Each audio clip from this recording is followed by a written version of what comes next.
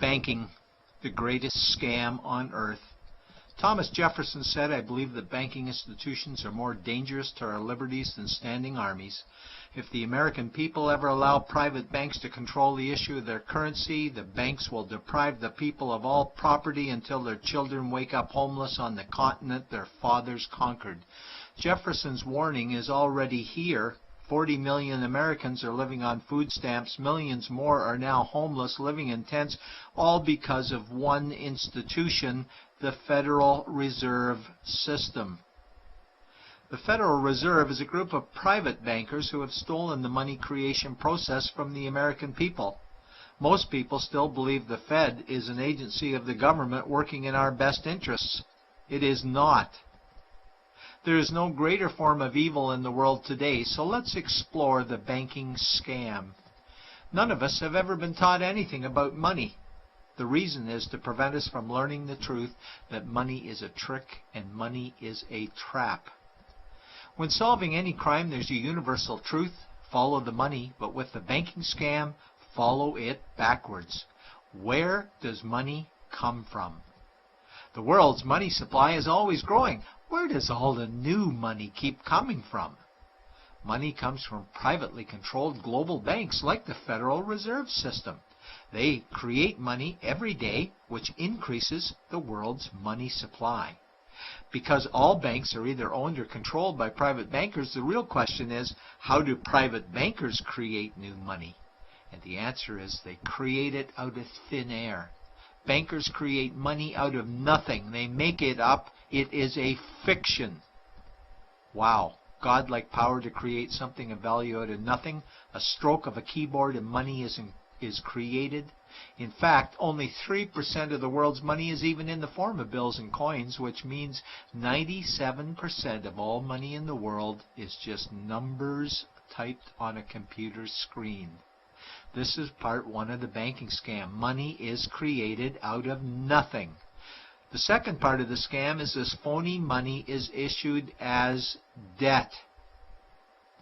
What is debt exactly? Well, when you consider we work our whole lives to pay it off, you could say debt is slavery. But whose debt is this phony money? It's our debt, all of it. It's our debt when we use credit cards, we get student loans, borrow money for mortgages, all bank borrowing. And it's our debt again when the government borrows, which is each and every day. In today's world, money is debt and debt is money, and don't forget the interest charges. Money equals debt and debt equals slavery, therefore money equals slavery. Our monetary system is a carefully concealed system of slavery. Why? Because our government can create the same money for free with no interest charges, just like they used to as the Founding Fathers designed it inside the United States Constitution for our protection against private bankers. The third part of the banking scam is very evil. When bankers create money from nothing and issue it as debt, they only create the principal portion of the debt. They do not create the money for the future interest payments. There is not enough money in existence for all of us to make our interest payments. In fact, our money creation system is even mathematically impossible. Money issued by the banks, principal debt, does not equal the money demanded back to the banks, principal plus interest. We are forced to play a game of musical chairs to see who can make their debt repayments. This guarantees a world of bankruptcy, competition, and scarcity of money. For example, we go to the bank to borrow money for a house, let's say $100,000. The moment we sign the loan document, the bank creates the money out of thin air. A $100,000 debit gets registered for us and a $100,000 secured credit for them. Then one of two things happens. Either we give the bank 30 years of labor making house payments totaling $300,000 for the original $100,000 we borrowed, or the bank takes our house. The bankers get either our labor for life or our house, and often they get both, all from money created out of thin air and issued as debt, for money made out of nothing. This is why all the bankers end up with all the assets. The fourth part of the banking scam is inflation. People think inflation is prices and costs increase. A better answer might be the value of our money always goes down. Inflation is created every time the central banks print money, which is every day. Where does all this new money get its value? The answer is it steals its value from the existing money supply, where our savings are. Our savings are disappearing because of the new money they're printing.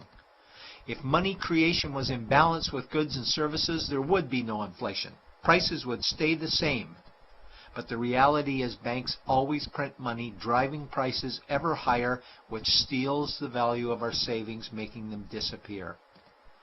Since the private bankers created the private Federal Reserve in 1913, the United States dollar has lost 97 cents in purchasing power.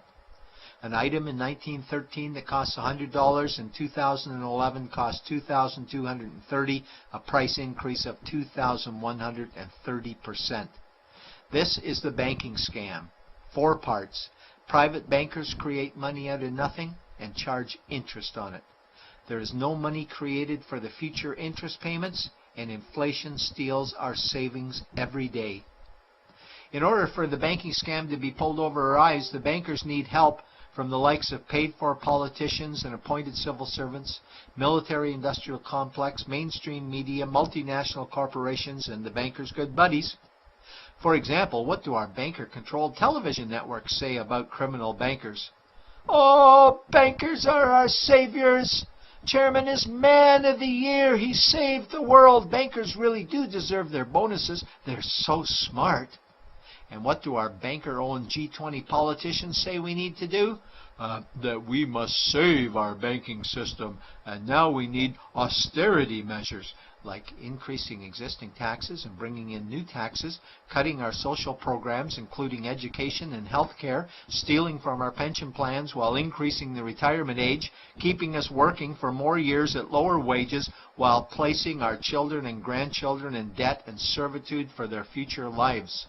We are being lied to that we must go deeper in debt for bailouts, stimulus packages, quantitative easing, saving the too-big-to-fail banks, credit easing, currency interventions, all names that mean the same thing, more debt to us. Is it not strange that the solution to too much debt is always more debt to us? And where is all this money going? It's going to the banks and to the bankers. They are stealing our money right now. 0.1% of the world's population owns 2/3 of the world's wealth. This means that 99.99% of the world's population own less than 1/3 of the wealth, a decreasing amount because these guys are stealing it. We desperately need to wake up to the banking scam. It is time for change. To retake control of our money system, we must stop supporting the banking scam. Lincoln said the government should create all the currency and credit needed to satisfy the spending power of government and the buying power of consumers. Money will cease to be master and will then become servant of humanity. And Jefferson said the issuing power of money should be taken from the banks and restored to the people to whom it properly belongs. It's a pyramid scheme. And we, the people, are the bottom layers of the banking pyramid. Without our support, the banking scam collapses. We have to do it ourselves. Wake up, get active, wake others. Remove our money from the bank. Buy gold and silver coins. Get out of debt. Rip up your credit cards. These actions will bring down the banking scam. Only vote for politicians who support debt-free money, or run for office yourself, and turn off mainstream media to search for the truth while you still can. And support every effort to end the Federal Reserve System and all the privately owned central banks. Let's bring these criminals to justice to get our money and our countries back before it's too late.